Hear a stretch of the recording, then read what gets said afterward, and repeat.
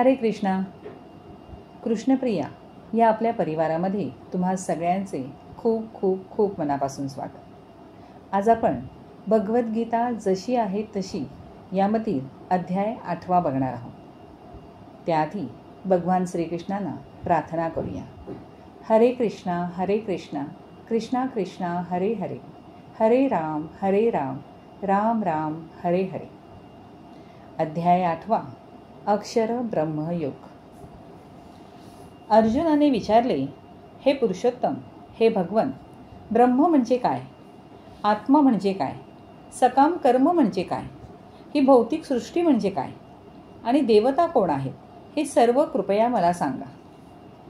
हे मधुसूदन, यज्ञांचा अधिपती कोण आहे? आणि या देहामध्ये तो कसा निवास करतो? आणि भक्तिमय सेवेमध्ये युक्त झालेले पुरुष मृत्यूसमयी तुम्हाला कसे जाणू शकतात? श्री भगवान म्हणाले, अविनाशी दिव्य जीवाला ब्रह्म म्हटले जाते आणि त्याच्या नित्य स्वभावाला अध्यात्म असे म्हणतात. जीवांच्या प्राकृत देहाच्या उत्पत्तीस कारणीभूत असणाऱ्या कार्यांना कर्म किंवा सकाम कर्म असे म्हणतात.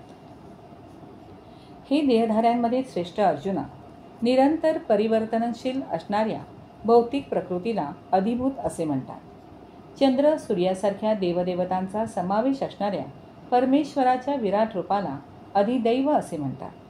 आणि प्रत्येक देहधारी जीवामध्ये परमात्मा रूपाने मी पुरुषोत्तम भगवान वास करतो आणि मलाच अधियज्ञ म्हणजे यज्ञांचा अधिष्ठाता असे म्हणतात. आणि अंतःकाळी केवळ माझे स्मरण करीत जो आपला देहत्याग करतो तो तत्काळ माझ्या प्रकृतीची प्राप्ती करतो, यात मुळीच शंका नाही.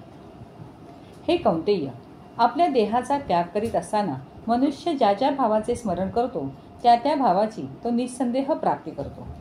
म्हणून हे अर्जुना, तू सदैव माझे स्मरण करीत राहा आणि त्याचवेळी आपल्या युद्धरूपी स्वधर्माचेही आचरण करीत राहा. स्वतःची कर्मे मला अर्पण केल्याने आणि आपल्या मन तथा बुद्धीस माझ्या ठाई स्थिर केल्याने तुला निस्संदेह माझी प्राप्ती होईल. हे पार्थ, आपले मन विचलित होऊ न देता त्यास माझ्या निरंतर स्मरणामध्ये युक्त करून माझे अर्थात परमपुरुषाचे जो ध्यान करतो तो निश्चितपणे माझी प्राप्ती करतो. मनुष्याने परमपुरुषाचे सर्वज्ञ, पुरातन, नियंता, अणुपेक्षाही सूक्ष्म, अखिलाचे पालन करता, सर्व भौतिक कल्पनेच्या अतीत असणारे अचिंत्य आणि नित्य पुरुष या रूपामध्ये ध्यान केले पाहिजे. परमपुरुष भगवंत सूर्याप्रमाणे तेजस्वी असून भौतिक प्रकृतीच्या पलीकडे अर्थात दिव्य आहेत. जो मनुष्य अंतःकाळी दोन्ही भोव्यांमध्ये प्राणवायू स्थिर करतो आणि योग सामर्थ्याद्वारे अविचलित मनाने तसेच पूर्णपणे भक्तिभावित होऊन भगवत स्मरण करण्यामध्ये युक्त होतो त्याला निश्चितच भगवंताची प्राप्ती होते. जे ओंकाराचे उच्चारण करतात आणि जे संन्यासाश्रमी महर्षी आहेत ते ब्रह्मामध्ये प्रवेश करतात. अशा सिद्धीची इच्छा करणारे साधक ब्रह्मचर्य व्रताचे आचरण करतात. मनुष्य ज्या योगे मुक्त होईल त्या विधीचे संक्षिप्त वर्णन आता मी तुला सांगतो. सर्व इंद्रियाच्या क्रियापासून निवृत्त होणे म्हणजे योग अवस्था किंवा योगधारणा होय. इंद्रियाची सर्वद्वारे संयमित करून आणि मनाला हृदयामध्ये तसेच प्राणवायूला मस्तकामध्ये स्थिर करून मनुष्य स्वतःला योगामध्ये स्थिर करतो. योग अभ्यासामध्ये स्थिर झाल्यावर परमपवित्र ओंकाराचे उच्चारण करीत जर कोणी भगवंतांचे स्मरण केले आणि आपल्या देहाचा त्याग केला तर त्याला निश्चितच आध्यात्मिक लोकांची प्राप्ती होते. हे पार्थ, जो भक्त विचलित न होता अनन्य भावाने सतत माझे स्मरण करतो त्याला प्राप्त होण्यास मी सुलभ असतो, कारण तो निरंतरपणे भक्तियोगात रममाण झालेला असतो. माझी प्राप्ती केल्यावर भक्तियोगी महात्मेजन या दुःखमय तात्पुरत्या जगतात कधीच परतून येत नाही, कारण त्यांना परमसिद्धी प्राप्त झालेली असते. प्राकृत जगतातल्या अच्युत्य ब्रह्मलोकापासून ते सर्वात खालच्या लोकांपर्यंत सर्व लोक दुःखाची स्थाने आहेत. या लोकात वारंवार जन्ममृत्यू होतात, परंतु हे कौंतेया, माझे धाम प्राप्त करणाऱ्या जीवास कधीच पुनर्जन्म नसतो. मानवीय गणनेनुसार 1,000,000 चतुर्युगे म्हणजेच ब्रह्मदेवाचा एक दिवस होतो आणि अशाच 1,000,000 चतुर्युगांची ब्रह्मदेवाची एक रात्र असते.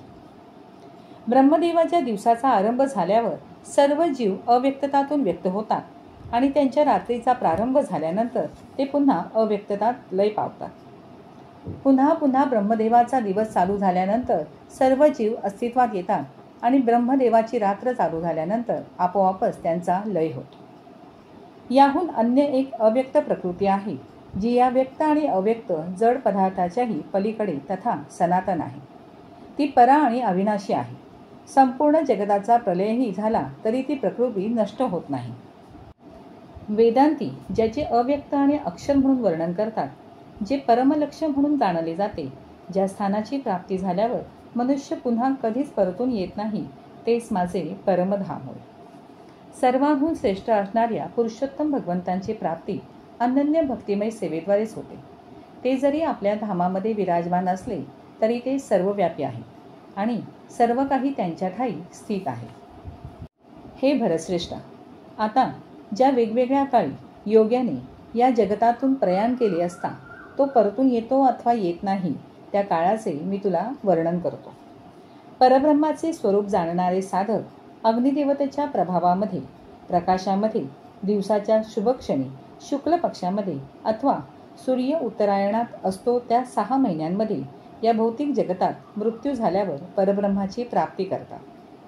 धूर, रात्र, कृष्ण पक्ष किंवा दक्षिणायनामध्ये मरण पावणारा कोणी चंद्रलोकाची प्राप्ती करतो, परंतु तो पुन्हा परत येतो.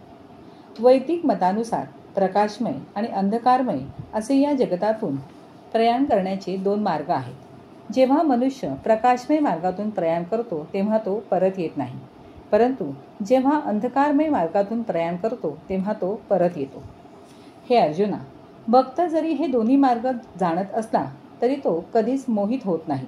म्हणून तू सदैव भक्तीमध्ये युक्त हो. भक्तिमार्गाचा स्वीकार करणारा मनुष्य वेदाध्ययन, यज्ञ आचरण, तपस्या, दान किंवा दार्शनिक तथा सकाम कर्म इत्यादी केल्याने प्राप्त होणाऱ्या फळापासून मुळीच वंचित होत नाही.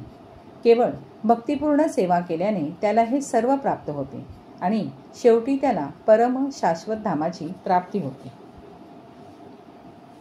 अशा रीतीने भगवद्गीतेच्या अक्षर ब्रह्मयोग नामक 8व्या अध्यायावरील भक्तिवेदांत भाष्य संपन्न.